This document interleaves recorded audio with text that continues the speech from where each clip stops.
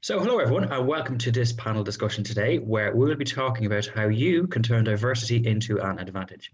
And with me today to discuss all this is Gillian Skinner, Marketing and Talent Specialist for the Jameson International Graduate Programme, and Paul Vance, Director and Head of Researching at KPMG. Hello to both of you.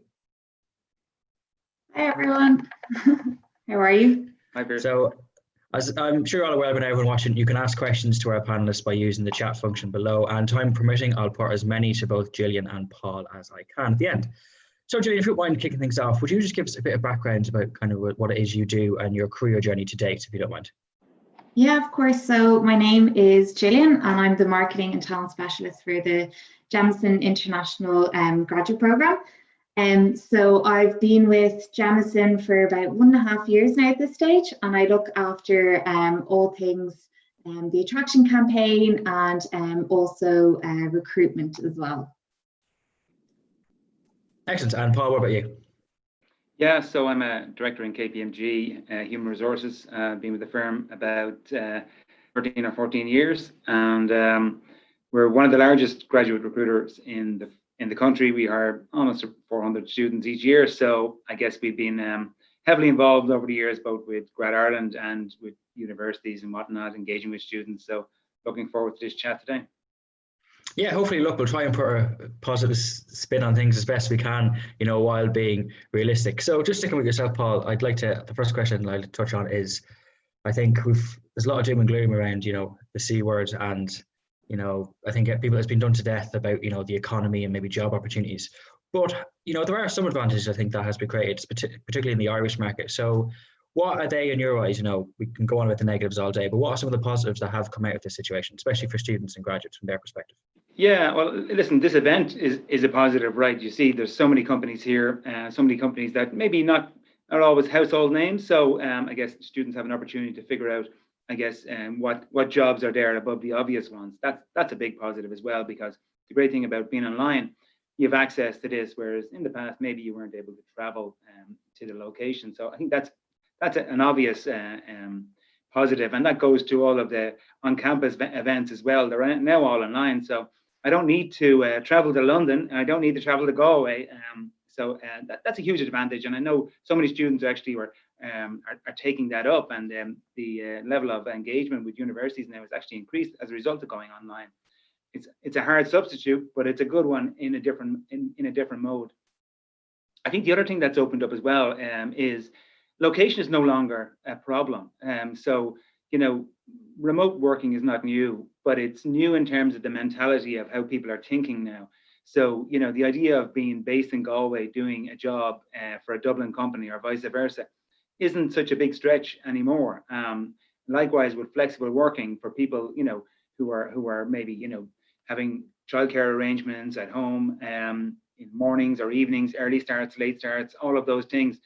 That's certainly not an issue that it was. And certainly, I guess people are starting to realize that the technology and the tools are there and the work is getting done. That's the great thing about it, right? So I think there's a huge amount of positives there. Yeah, we're not going to mention the C word, but I think the if you can think about the positives in terms of what opportunities are there that were not there in the past. So some have gone away, no doubt about that. Right? That's not ignoring that for a second.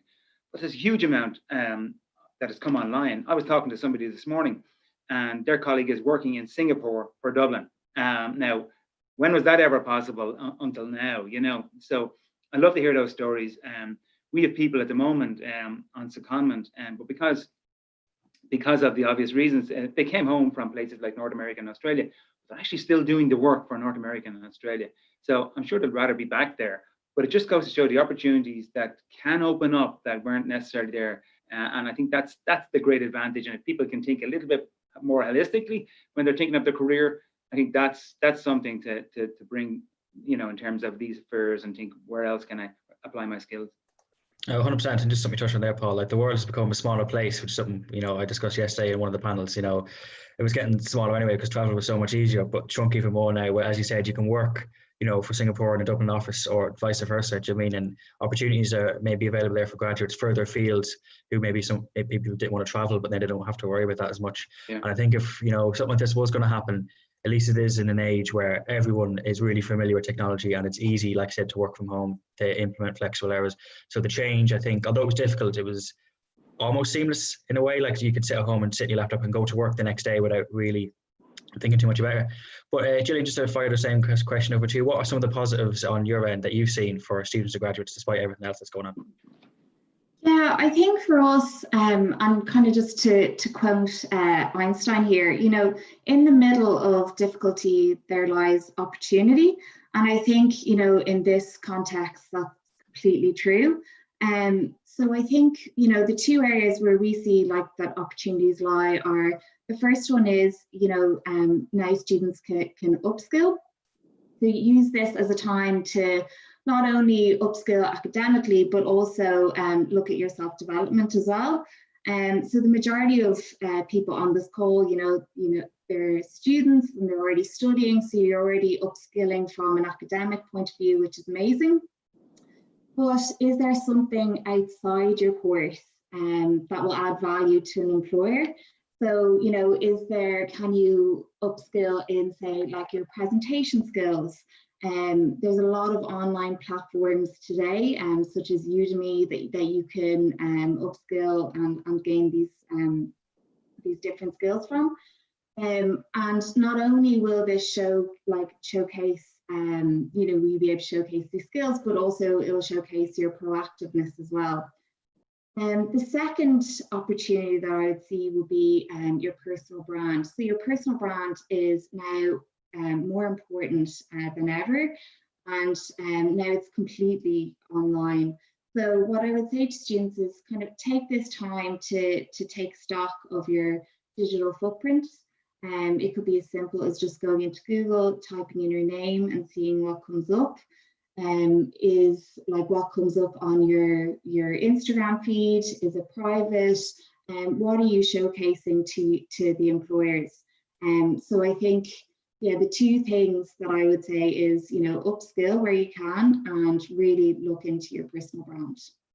Yeah, I think the personal brand is a great point, Gillian, because it's a bit of life admin, I think, which some people find a bit boring. But if you have an hour or two just to set aside to, like you said, Google yourself, make sure, you might think your Instagram is private or whatever, but, you know, make sure it is. And I think it's nice to have a balance as well, as maybe have your Facebook and Instagram for private things, you know, for family and friends. Maybe leave your Twitter a bit more open, have that maybe mirror your LinkedIn a little bit and be a bit more professional.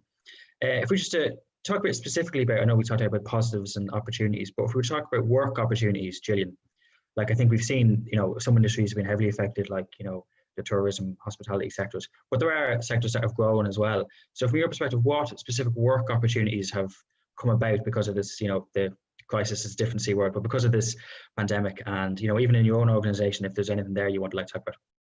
Yeah, I think to build on Paul's point before, like the world has become a much smaller place, because now by leveraging technology, you know, there's no we're no longer bound by our country's borders.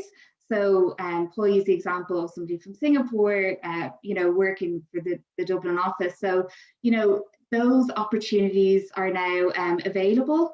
And it doesn't look like, you know, remote working or flexible working is going anywhere anytime soon. I think this is the new norm, and even after the current situation, I think that will continue. So I think, you know, there lies a great opportunity for people.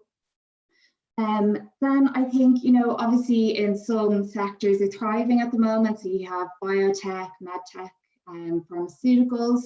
And then also roles in supply chain, procurement, and engineering have seen growth.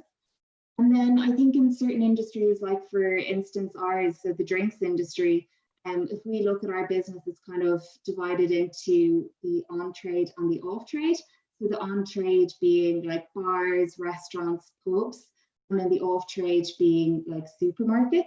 So obviously with the current restrictions in place, we've seen a decline in, you know, the on-trade.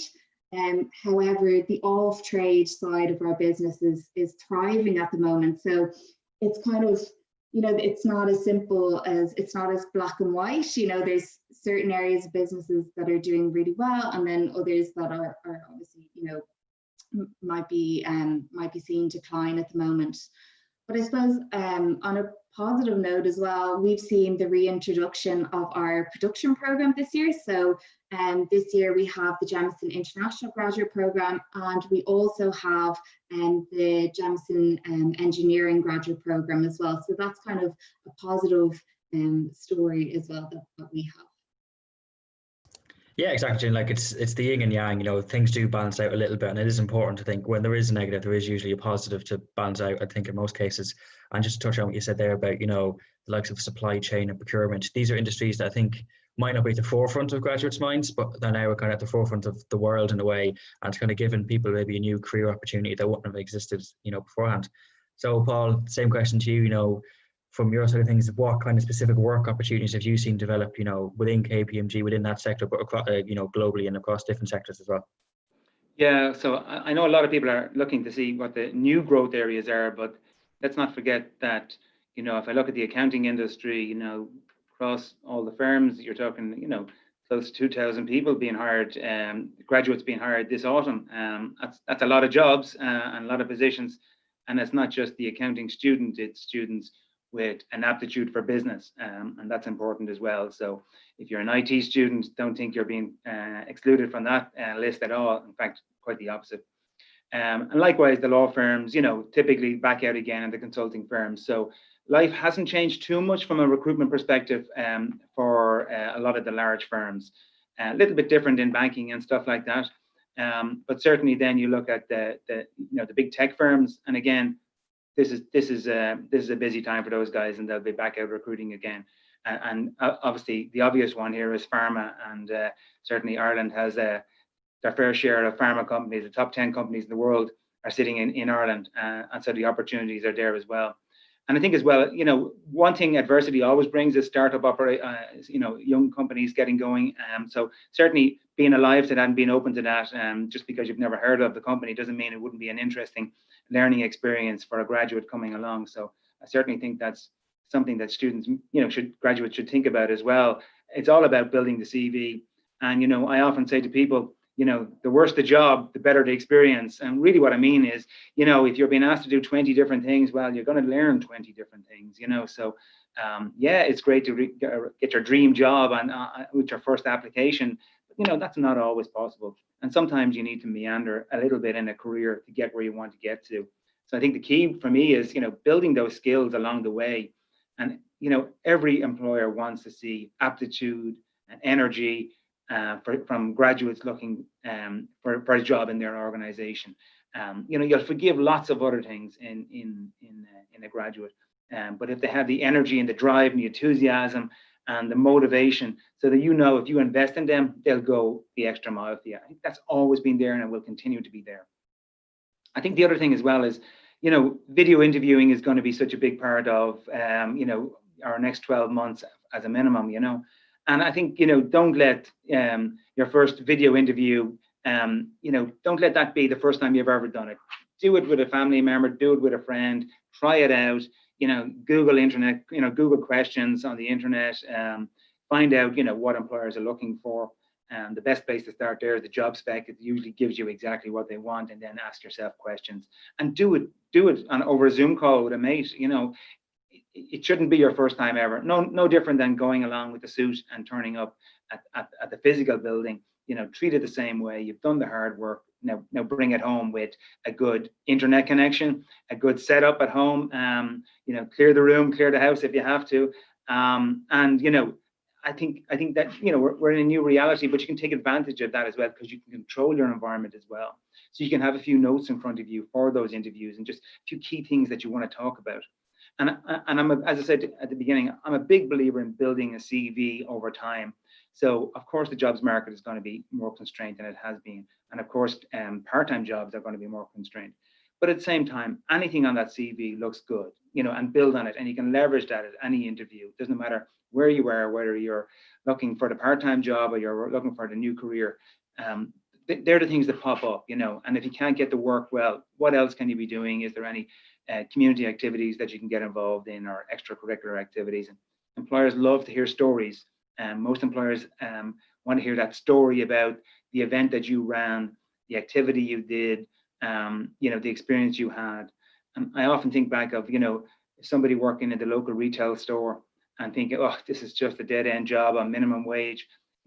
Very often you can get teamwork building skills in that job. You can get communication skills in that job. Your hard work, attitude can come to the fore there. And these are examples that all employers want to hear about, So I do think, yeah, it's a tough time, right? But at the same time, there is opportunity for people to just, grasp the nettle here a little bit and I suppose make best use of it. And that's easy to say, but employers are looking for those things. And so keep building that CV, no matter how small you think that activity is, it does add up. Yeah, 100%. Like you've mentioned some great points there, Paul. I think firstly, if you are maybe in a part-time job and you're in college at the minute, don't treat it as, it is a means to an end in a way in terms of might pay for the bus up and down or your fees, whatever, but gain experience, try and, if you can work your way up even in that part-time job to a more senior position, if that's possible, or, take on extra activities, that's great as well. Not everyone's career path is going to be the same. You're not going to graduate from college and walk into a dream job. And if you do, look, that's fantastic. And that does happen for some people. But I said, well, it is experience, it is a setback, but then turn that into the advantage, go and do something with that time. You maybe work in a different job, upskill in areas in areas and gain expertise you didn't have maybe beforehand. And with the video interviewing as well, I think people can fall into the trap of thinking it's so much easier than the face-to-face interaction. I can sit, and wear pajamas from the waist down. I can sit in my own room. I can have sticky notes on the wall. But I think that might fall into a false sense of security then. It's important to be comfortable on video and, to know where to look and, how to position yourself as well. Little things like that, I think employers, do notice and, they definitely will pick up on. Something we talked about as well was, the different areas expanding, in terms of job opportunities. There's less in some areas, there's more in some. So Gillian, if I just throw this one over to you, what skills do you think are vital for students and graduates to have that will help them work across different sectors and, transfer them across different jobs?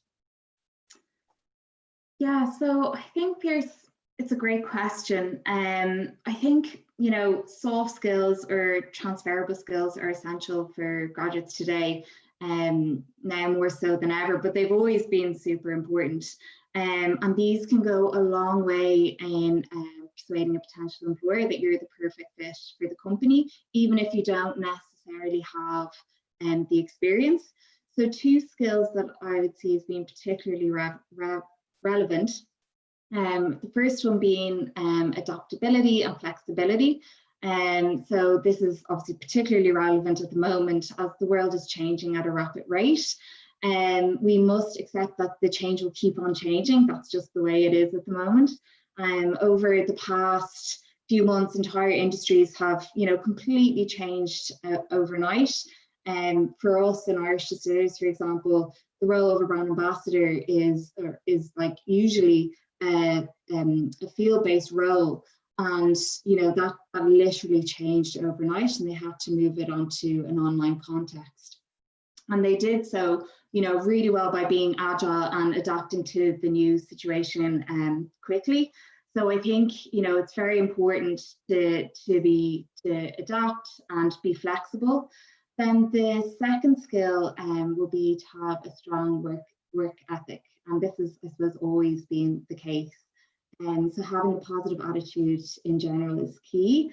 So demonstrating a positive approach to work and being honest, as well as taking the initiative and caring about your peers is always really, really important. So yeah, I think those would be my two takeaway points, of being adaptable and flexible, and then also to have a strong work ethic. Yeah, exactly. It's about thinking about the skills that, and specific to one industry. Mike and code, I think, is really, really, that's a specific skill for a specific sector, for a specific job. But I was thinking about the ones that, are transferable. Paul, from your end there, is there anything Gillian hasn't mentioned there, a skill that you think it would be good in terms of a transferable one to take on board? Yeah, I do actually. We've been talking about this in work recently. I think most people are going to be working at home, at least in the short term anyway. And it's quite a challenge. You're not in a team environment, you're not in a physical environment, you could be working out of your bedroom. And that is going to test people's ability to be effective. And I think self and independence and resilience are two big things that employers are going to be looking at. So, will this candidate, be resilient and to be able to cope in these situations. So coping skills, resilience skills, and be independently thinking to be able to resolve issues as they come up, because they're not necessarily connected to somebody that can just turn over on their shoulder and say, what do I do in this case? So any demonstration of any ability like that, on a CV or in an interview will be asked and tested. I think, the coping skill of how have you managed over the last 6 months, etc. Some of that's already gotten, and people haven't thought too much about it. So if you're doing really well in college right now, you can leverage that kind of activity. Likewise, if you've been working or doing any sort of part-time work at home or independently working, there are things that people will want to hear about as well. So it's, I guess, a little bit less so on the teamwork skills and the verbal communication and the interactions and the shaking the hands type of thing, and more a case of your impact, your resilience, and dealing and coping with what is quite a turbulent time.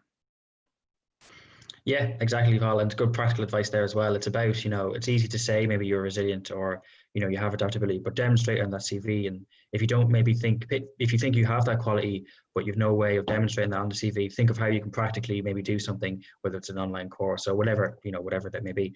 If we just stick with yourself, Paul, and just do keep the questions coming in, by the way, people, I'll try and get to as many as I can at the end. This is about turning diversity into an advantage. So would you have any specific example from your career specifically where you something that happened to you, you turned, something that wasn't going quite well and you turned it into a positive or used it to your advantage? Yeah, it's listen, people think it's always smooth sailing for everybody else and lucky them. It's never that way. Careers are never that way. There's always a challenge. I remember one of my first jobs, I was quite young at the time, and literally crying going to work on a Monday morning. I hated it that much, right? And to be honest with you, it was only afterwards when you look back on these things, you realize, gosh, I learned an awful lot in that horrible job. But it was a hard thing. And one thing I didn't do, and I wish I didn't ask for help. And what I would say to people is, it is a hard time. Talk to people. It's probably, we all do the opposite. We probably become introverted, and take those pressures and problems internally. And it's even harder if you're at home, right, and not out and about. So what I would say is talk to people. You're not going through anything alone, that's for sure. There's always going to be a challenge. As I say, I cried my way to work many a Monday morning back then. It was a year and a half in that job. Why I was a year and a half, I have no idea. Looking back on it. But it was because I didn't talk to people. I didn't act on it. I didn't believe in myself enough, and I let it consume me at that time, and something happened in work, and it just triggered a reaction, and I got myself going again, right? But the reason the reaction happened is because I started talking about it and how I felt about things, and then people are looking at you going, well, you have got all these abilities, and you start to believe in yourself again. So I suppose I have two pieces of advice. One, talk to family and friends, and don't feel as though you're the only one going through a personal dilemma and looking for a way out, but just can't see that. And the second thing is, I'm a huge believer in the professional network. So if you want to get a job wherever it is, right, you are literally, especially in Ireland anyway, 2 steps away from a person working in that industry, right? And it may not be a family member, could be a friend of a friend, it could be a neighbor that you never ever spoke to. But you know what, you get on your bike and get knocking on that person's door, however you do it, using technology, face to face, however you do it, right? But use your network. It opens up everything in terms of your thinking. And I love to hear stories when I'm interviewing a candidate, and instead of giving you something off the internet, they're actually saying, yeah, I'm interested in this career, but so what do you do about that, or what do you know about it? And they tell you then that they've spoken to an uncle, an aunt, a neighbor, whoever, or another graduate that has taken this leap, and they're a year into it, or whatever it is, and they know what they're getting themselves into. So I think when you find yourself in difficult situations, talk to people. To get yourself out of those situations as well, use the network, and you wouldn't believe how powerful it is. People love helping each other. And the worst case scenario is somebody just doesn't do it for you. They're not going to look down on you. And a little nudge now and again. If I had €1 for every time somebody asked me to have a chat with a graduate, I'd be okay. I'd have that foreign holiday money put aside for whenever things lift. And people like actually helping each other out and engaging with others. So, don't be shy about it. Worst happens, they can't help you. That's the worst thing. Best thing, they can maybe open a few doors for you or point you in the right direction or make a connection. You still got to do it at an interview, don't get me wrong. But those things, which are obvious to people with a bit more experience, less obvious to you, you're sitting there as a graduate. And I think if you can do that, and that's a hard thing to do, you're introducing yourself to a stranger or through a friend of a friend, it's not the easiest thing to do. But if you can do that, especially with technology, it's a good opportunity to be able to get in front of somebody using technology if you have to do that. And I think that can pay huge dividends and get you out of that quagmire you found yourself in. And you know what? I said at the outset, your first job may not be your dream job, right? It could take 4 or 5 steps, who knows, right?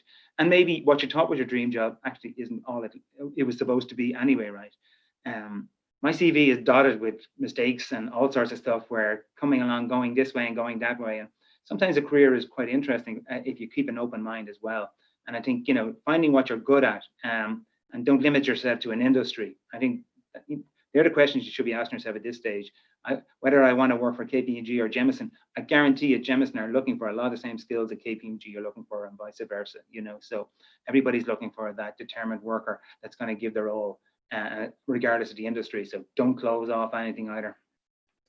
Yeah, and look, Paul, you mentioned some great points there and gave us some great advice. And, if we touch on all of it, I think we could be here for ages. It's an interesting discussion to go on to. But I think it's important to just emphasize the point that, don't be afraid to ask for help, whether, in whatever context it is, and even especially if it's in a graduate job, and you think it's a sign of weakness, it will be taken as a sign of strength that you don't know how to do something and you're looking, to gain that skill and learn how to do it.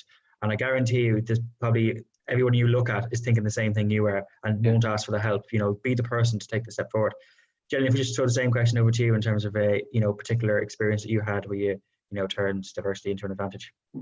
Yeah, so about 2 years ago, I was working for a tech startup company, and I always remember it. I think it was like the 5th of December. It was a Monday morning. I went into work, and they told us that the company was closing as of that minute, and to get our stuff and leave.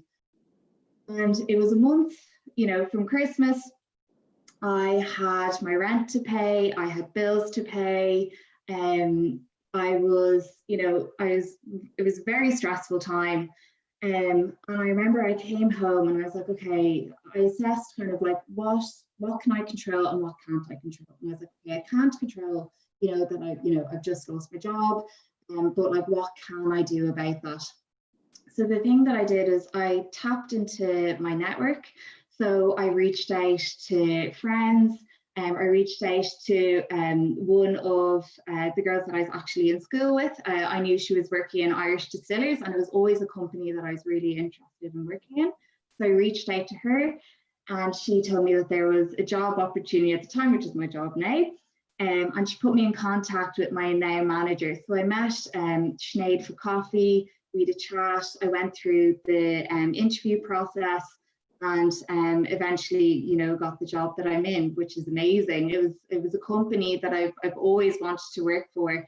So I think, when I'm even like kind of looking at the current context, I think it's always important to kind of reflect on, what can you control and what you can't control. And, being proactive in that sense. And then also like tapping into your network. So I know a lot of people, a lot of students on the call, so like they might say, look, I don't have, people or friends that are in companies at the moment. But what I would say to you is like, reach out to your careers officers, reach out to your lecturers, your fellow students. If you've done an internship over the past year, past couple of years, reach out to that company. I think it's such a valuable skill to be able to just reach out and keep in contact with people, and from that opportunities may arise. Yeah, 100%, Jenny. Like it's a great story, and I hope the students are going to watch and take a lot from that specific event in your life. We've got a minute left, which means that the talk went really, really well. I had some good points. So I'm just going to throw one quick question, if you don't mind, and either of you feel free to jump in. I think it's an important one I haven't seen asked before yet, which is, what advice would you give to a fresh graduate who has some experience, who's maybe a bit older, and who went through the first recession, and is now going for a degree and is just coming out? What advice would you have for someone like that? I don't know. I mean, age is not a barrier. Graduates are graduates. So look at the advantages. You've got somebody with a lot of life skill, a lot of good examples. They can bring a lot more than your fresh graduate, so to speak. So don't let it be a barrier. It's only in your head that barrier is there. It's not a barrier for an employer. Yeah, definitely. I think, have confidence in yourself. Did you say, so you've gone through 2 degrees at this point, you've so much academia behind you, and building on what Paul said, you've so much life experience as well. And it goes back to those transferable skills, like hone in, like what are your transferable skills and what are the examples that you can use in an interview to kind of showcase them as well. So I'd kind of focus in on that. Yeah, 2 great pieces of advice again to wrap up what was a really, really interesting talk. So unfortunately, we don't have more time. I think we've finished bang on just half an hour, which is really good. So thank you very much, Gillian and Paul. Really, really appreciate your time, your knowledge, experience, everything here today. Really, really appreciate it. So thank you for that. And for everyone watching, don't forget to refresh the page if you want to watch the next seminar, and enjoy the rest of the fair. Thank you. Thank you. Great. Thank you. Thank you. Bye-bye. Right.